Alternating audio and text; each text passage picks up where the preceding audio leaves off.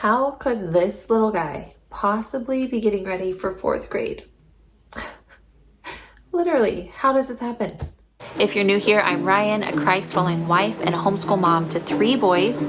Here we talk all things homeschool, and we will learn together how to use our roles as wife, mom, teacher, and homemaker in order to glorify God. So I shared before in my 3rd grade wrap-up that this guy has shocked me this year. He has just grown so much. He has matured a lot. I just feel like he's a totally different person than at the beginning of the year, and in all the best ways. He is still my little firecracker, funny guy who's always out to make everyone laugh, but he has matured so much. He has just come so far, and I am so super proud of him. He has taken on a lot more responsibility this year, and he's just taken a lot more initiative. And this specific child, we've had some issue with some pretty bad stubbornness in the past, and I'm just seeing his heart soften and just a lot of light bulbs go off this past year. And so this year we're going to focus a lot more on some independent stuff, kind of let him take the reins a little more. I'm doing the same thing with my soon-to-be 6th grader. But this guy, there's still lots of subjects where I'm kind of just still sitting with him. He does have some independent work, but now we're going to make it even more to where it's kind of just giving him a little more control and just see where that goes. So just like with my 6th grade picks, I'm going to start with the subjects that are specific to him, and then I will recap our family subjects here at the end in case you haven't seen my 6th grade video.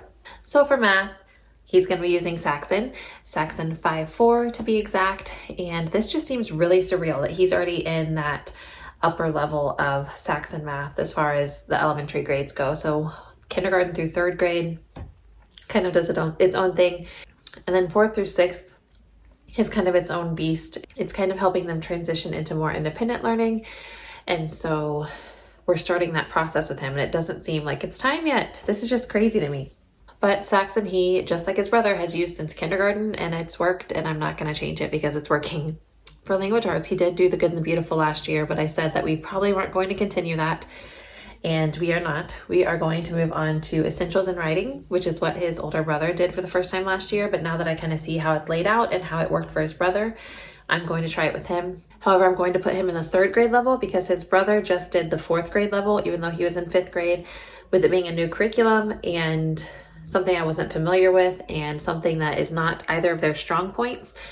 I figured I would start his brother a level down, and I think it was the right call. It was slightly slower than what he needed, but by the time they got to the writing composition toward the end of the year, I feel like we were on the right level. I don't think he would have done as well if we had put him on grade level.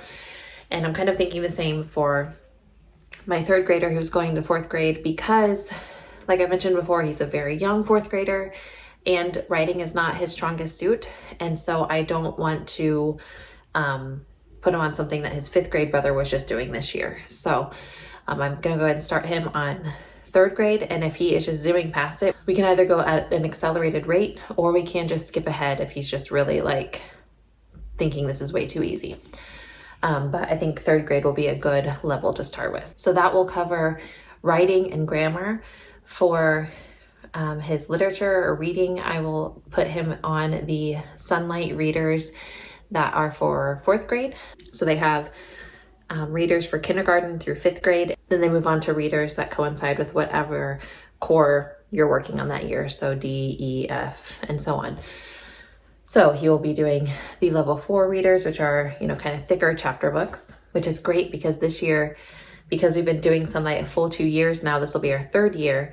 He is now to where his brother was when we first started, so I don't have to buy any of those readers this year. I'm going to already have them, and I'm going to save so much money.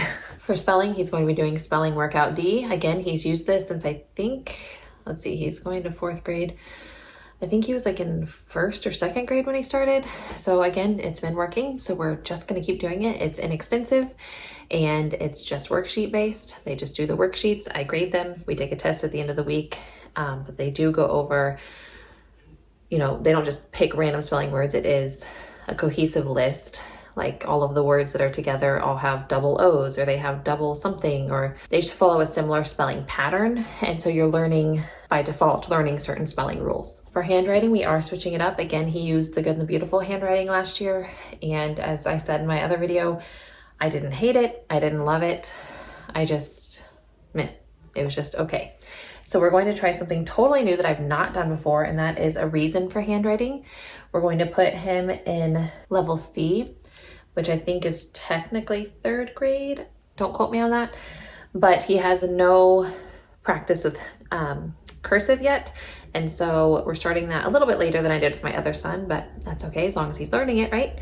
And so that's kind of their intro to cursive. They do have a level T, which is a transition between print and cursive. And I thought about doing that, but then when I was looking at level C, it really it starts from the beginning. It starts from letter formation. And so I don't think he's gonna need that transition year. I think we can just go ahead and say, okay, now you're learning cursive, and let him learn it. The only downside of this is, while it is what I wanted as far as what they're copying scripture, which I really, really wanted, but there isn't much in the way of art. All of their other handwriting curriculum that's what they love, the Good and the Beautiful, is because it had draw this or color this or whatever.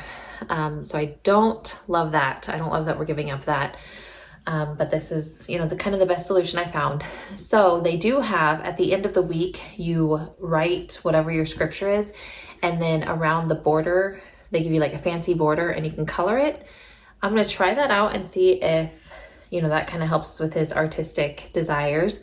But if not, I can always we have several of those little blank journals, and I can just always give him a drawing prompt each day and let him go with that. And that could help him get his kind of need to express himself that way out. Okay, so now for our family subjects, and I'm actually going to share a family subject in here that I did not share in my 6th graders curriculum video because I think I just forgot. But first, we're going to be doing, for science, Apologia's Earth Science, and I gave my reason why in my other son's curriculum pick video, but it's a newer one for them, and we've never done it before.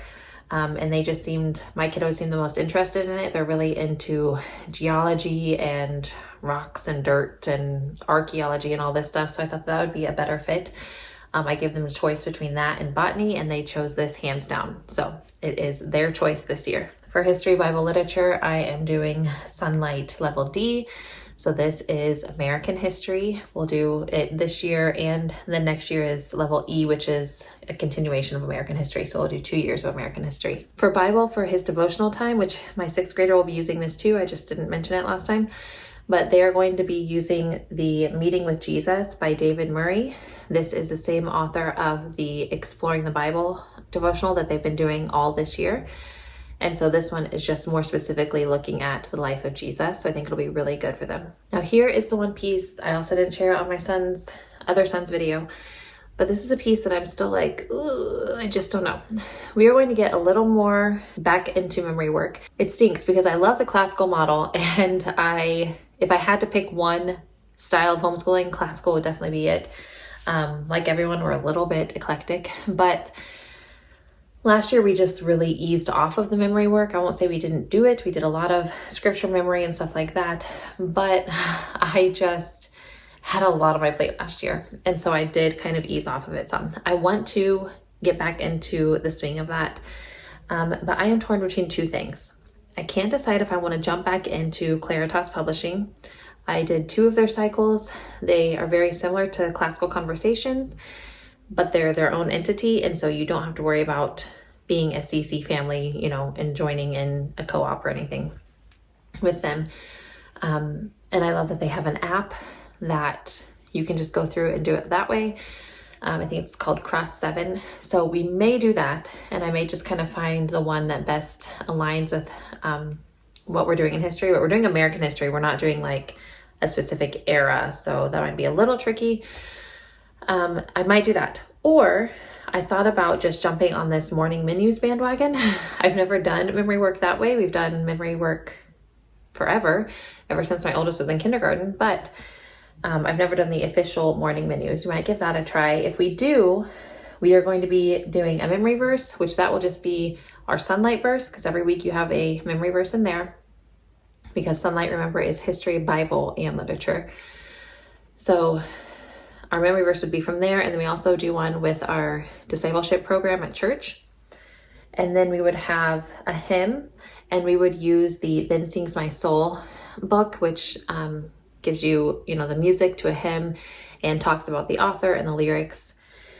So that would be a good hymn study resource. And then we would continue with, I know this is silly, but we still use CC's timeline song because Claritas has a timeline, but I don't think that they have a song unless there's one on the app that I don't know about. But we learned the CC timeline song forever ago, and it's just ingrained in my brain. And so we're just going to use that because Mama already knows it and I don't want to learn something else. And then we would also do some skip counting because I've kind of let that go.